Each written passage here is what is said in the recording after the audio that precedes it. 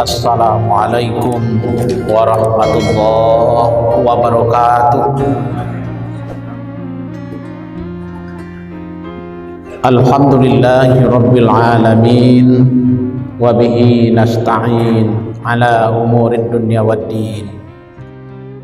Asyhadu an la ilaha illallah wahdahu la syarikalah, wa asyhadu anna Muhammadan abduhu wa rasuluh sallallahu alaihi wasallam la nabiyya ba'dah. Allahumma salli wa sallim wa barik ala Muhammad wa ala alihi wa ashabihi ajma'in. Isma'u ma qala Allah ta'ala fil Qur'anil Karim. A'udzu billahi minasy syaithanir rajim. Wasari'u ila maghfiratin min rabbikum wa jannatin 'arduhas samawati wal ardh u'iddat lil muttaqin alladzina yunfiquna fis sarra'i wal dharra wal kaziminal ghaiza wal 'afina 'anil nas wallahu yuhibbul muhsinin. Taqabbalallahu minni wa minkum, taqabbal ya karim. Untuk dasar kajian tarawih kita malam ini, kita ambilkan pada surat yang ketiga, surat Ali Imran ayat yang ke-133 dan 134. Yang saya hormati pengurus Masjid Agung Nurul Iman Kota Padang beserta seluruh jajaran pengurus yang hadir pada malam hari ini. Seterusnya kepada bapak-bapak dan ibu-ibu, para tokoh masyarakat yang malam ini mengikuti sholat isya, pengajian dan insyaallah tarawih dan witir nanti di masjid ini, yang saya hormati. Seterusnya kepada imam yang akan memimpin sholat isya dan sholat tarawih witir kita nantinya, dan semua panitia Ramadan Masjid Agung Nurul Iman, kita semua yang hadir pada malam hari ini, mudah-mudahan kita di bawah ridha dan lindungan dari Allah Subhanahu wa taala. Malam ini kita sudah berada di malam yang ke-29 di Ramadan tahun 1446 Hijriah. Andaikan puasa kita 30 hari, maka akan ada satu malam lagi kita untuk melaksanakan tarawih dan witir. Untuk itu, pada malam hari ini kita ingin menyampaikan tentang apakah puasa yang kita lakukan tahun ini sudah mengantarkan kita kepada darjat takwa sesuai dengan yang dijanjikan oleh Allah di dalam surat Al-Baqarah ayat yang ke-183. Ya ayyuhalladzina amanu kutiba alaikumussyiyam kama kutiba alal ladzina min qablikum la'allakum tattaqun. Wahai orang-orang yang beriman, diwajibkan atas kamu berpuasa sebagaimana diwajibkan atas orang-orang yang sebelum kamu, mudah-mudahan kamu menjadi orang yang bertakwa. Kalimat terakhir pada ayat ini adalah kalimat yang memakai kata la'alla, yang berarti mudah-mudahan. Kemudian ditambah ujungnya tattaqun, mudah-mudahan kamu menjadi orang yang bertakwa. Ketika dipakai kata mudah-mudahan, itu mengisyaratkan kepada kita bersama bahwa tidak semua orang yang berpuasa mendapatkan derajat takwa. Akan tetapi sebahagian dari orang yang berpuasa itu memang sampai kepada tujuan ibadah puasa mendapatkan takwa. Tapi ada sebahagian yang lain, dia hanya sekedar menahan makan dan menahan minum saja, tapi ketakwaan yang dijanjikan oleh Allah itu tidak dia peroleh. Ayat yang mengatakan ketakwaan itu dengan memakai kata la'alla berarti ada sebuah harapan, dan Allah tidak mengatakan semua kamu yang melaksanakan ibadah puasa kamu menjadi orang bertakwa. Ayatnya tidak begitu, tapi ayat mengatakan mudah-mudahan kamu menjadi orang yang bertakwa. Untuk itu malam ini juga merupakan malam yang ke-29, merupakan malam-malam akhir daripada Ramadan kita tahun ini. Maka dari itu perlu kiranya kita mengevaluasi apakah kita sampai kepada darjat orang-orang yang bertakwa atau tidak. Tentu sebagai alat ukur kita pergunakan ayat Allah, sebagai indikatornya kita pergunakan ayat Allah. Itulah ayat yang kita bacakan di dalam surat Ali Imran tadi, ayat yang ke-133 134. Ayat 133, wasari'u ila maghfiratin mir rabbikum wa jannatin 'arduhas samawati wal ardh u'iddat lil muttaqin. Bersegeralah kamu kepada ampunan Allah. Di bulan Ramadan kita sudah bersegera untuk mencari ampunan Allah, dan kepada sorga dan luasnya seluas langit dan bumi yang disediakan untuk orang-orang yang bertakwa. Ayat yang ke-134, siapa orang yang bertakwa itu? Ada beberapa poin di dalam ayat yang ke-134 ini dikatakan oleh Allah. Siapa orang yang bertakwa itu? Pertama adalah alladzina yunfikuna fis sarra'i wad dharra, yaitu orang-orang yang menginfakkan hartanya baik di waktu lapang ataupun di waktu sempit. Rupanya yang dimaksud oleh ayat ini untuk menginfakkan, mengeluarkan infak ataupun sedekah itu rupanya tidak mesti menunggu kita dalam kondisi lapang, kita berpunya, kita kaya. Tapi yang dituntut oleh Allah itu adalah bagaimana di dalam diri kita punya yang namanya jiwa suka memberi, suka berinfak, suka bersedekah. Walaupun kondisi kehidupan kita, ekonomi kita dalam keadaan sulit, tapi mampu juga kita untuk berinfak dan bersedekah. Itulah merupakan ciri daripada orang yang bertakwa. Makanya Hamka ketika menafsirkan ayat ini, Hamka mengatakan orang yang berinfak di waktu lapang itu biasa, tapi orang yang bisa juga berinfak dalam kondisi sulit dan sempit, inilah yang luar biasa.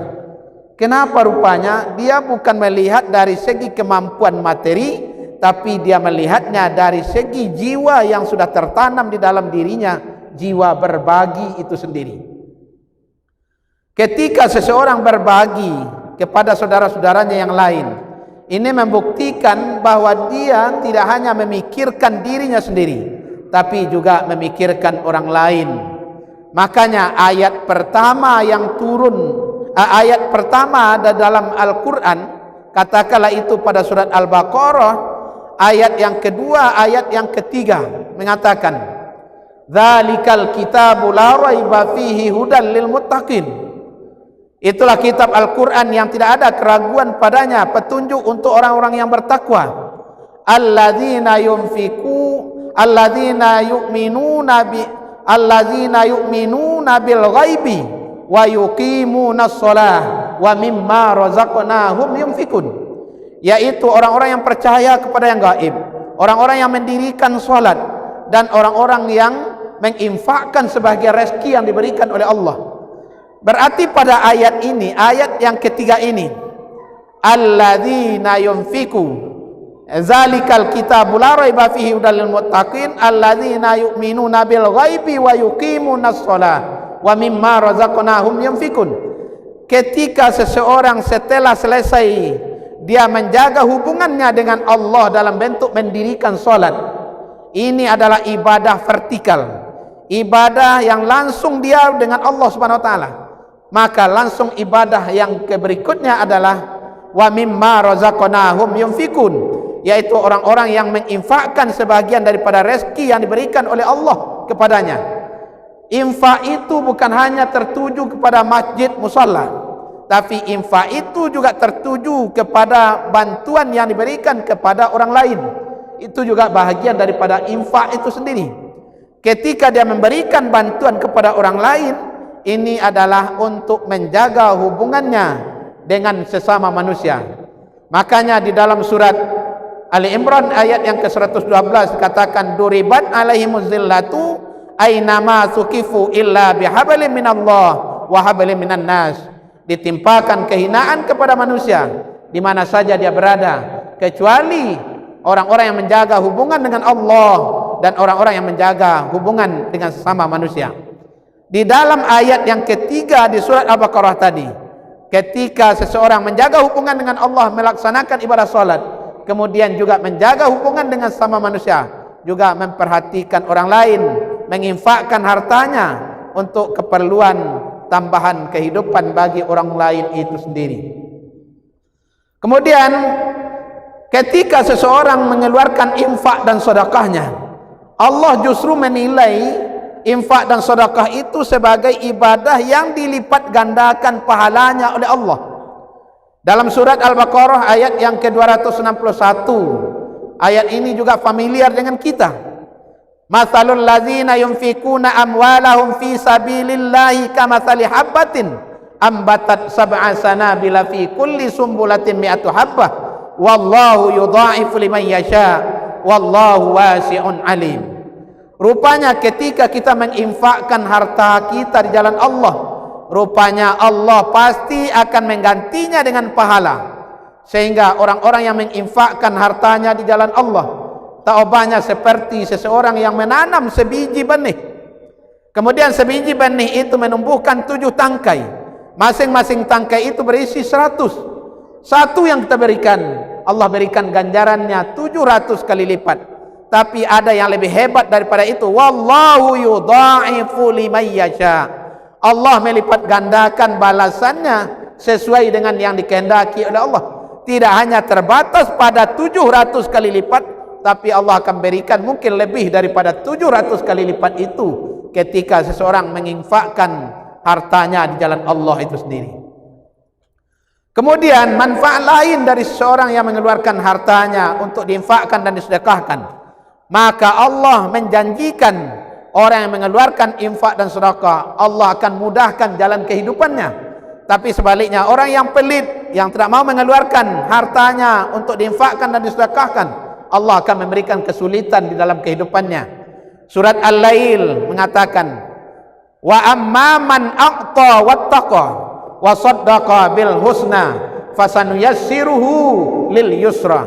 Adapun orang-orang yang suka menginfakkan hartanya, suka memberi, kemudian membenarkan tentang adanya pahala yang terbaik itu, fasanuyassiruhu lil yusra. Allah akan memudahkan untuknya jalan kehidupannya. Wa amma man bakhila wastaghna wa kazzaba bil husna fasanuyassiruhu lil usra. Adapun orang-orang yang bakhil, yang mengumpulkan harta dan menumpuk-numpuknya, kemudian mendustakan tentang balasan pahala yang terbaik itu, Allah akan menyulitkan untuknya kehidupannya. Berarti sulit atau mudahnya kehidupan seseorang itu ditentukan, salah satu penentunya itu adalah dengan mudahnya dia menginfakkan hartanya di jalan Allah.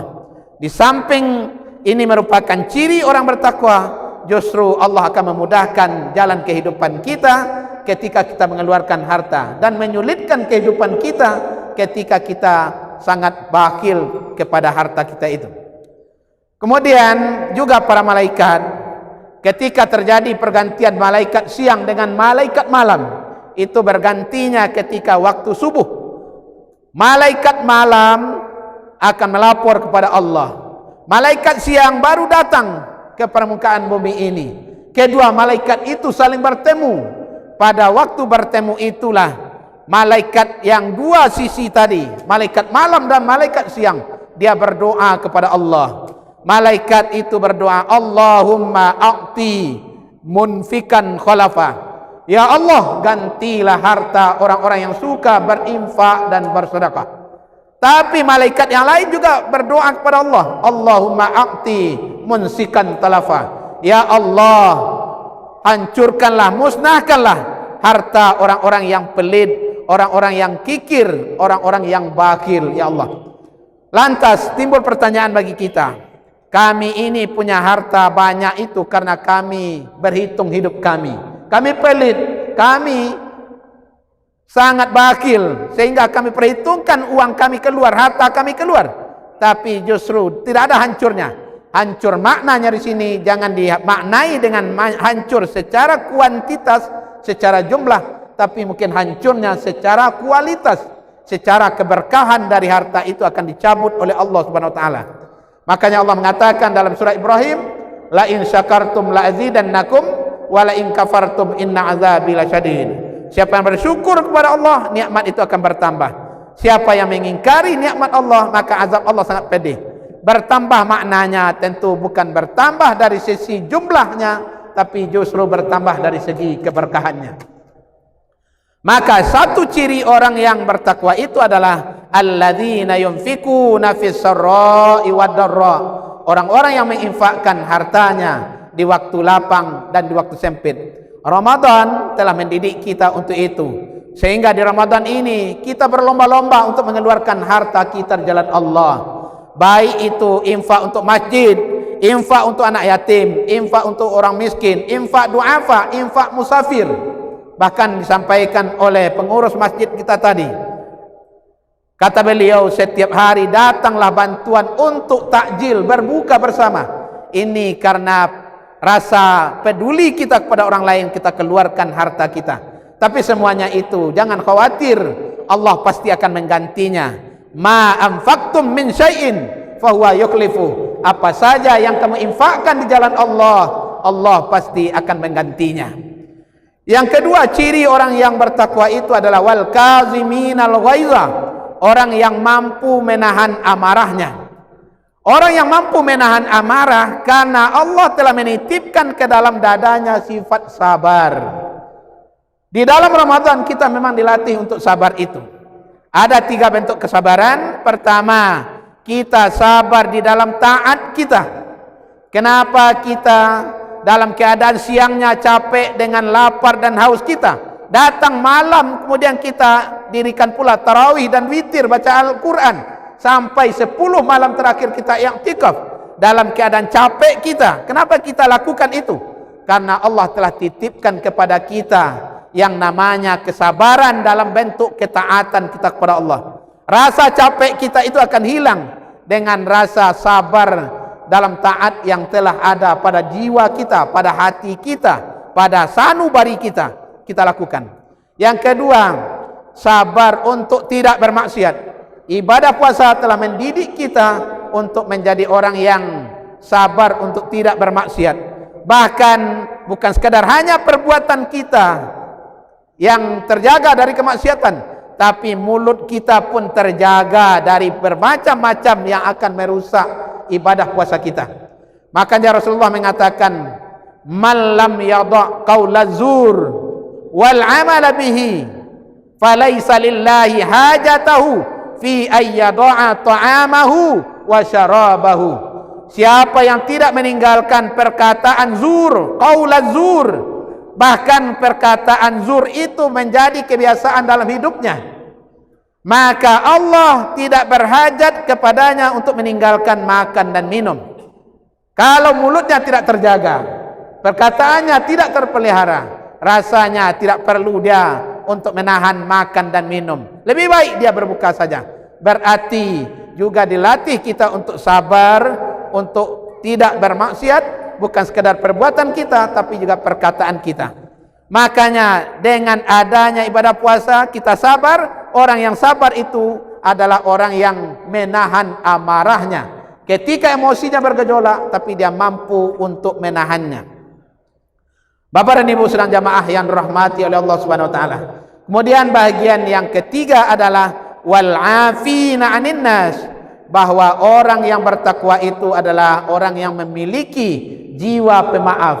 sebesar-besar apapun kesalahan orang lain kepadanya, maka dia mampu untuk memaafkannya. Kita mesti berakhlak dengan akhlaknya Allah. Allah tidak pernah murka, tidak pernah marah kepada orang yang bermaksiat kepadanya. Tetap mendahului Ar-Rahman Ar-Rahimnya Allah. Pemaafnya Allah itu lebih tinggi daripada murkanya Allah. Ini membuktikan bahwa Allah adalah zat yang maha pemaaf. Tentu ketika kita mengikuti akhlaknya, akhlak daripada Allah Subhanahu wa taala, maka tentu kita juga memiliki sifat pemaaf itu. Andaikan selesai Ramadan masih ada dendam bagi kita, masih ada rasa benci kepada orang-orang lain atas kesalahan yang pernah dilakukan orang lain kepada kita, maka tentu ketakwaan yang diharapkan dengan pelaksanaan ibadah puasa tentu jauh daripada harapan itu sendiri. Terakhir Bapak dan Ibu, wallahu yuhibbul muhsinin. Allah mencintai orang-orang yang berbuat kebaikan. Andaikan ada orang yang berbuat salah kepada kita, tapi justru kesalahan itu bukan sekedar kita maafkan, akan tetapi mampu pula kita berbuat baik kepadanya. Ini yang sangat luar biasa itu sendiri. Inilah barangkali yang merupakan bahagian dari ceramah kita pada malam yang ke-29 ini. Mudah-mudahan kita yang hadir di masjid hari ini tentu bahagian orang-orang yang telah mendapatkan takwa itu sesuai dengan harapan la'allakum tattaqun. Mudah-mudahan kamu menjadi orang bertakwa, kita menjadi pilihan untuk itu. Sebagai alat evaluasinya tentu kita pergunakan ayat Al-Quran itu sendiri.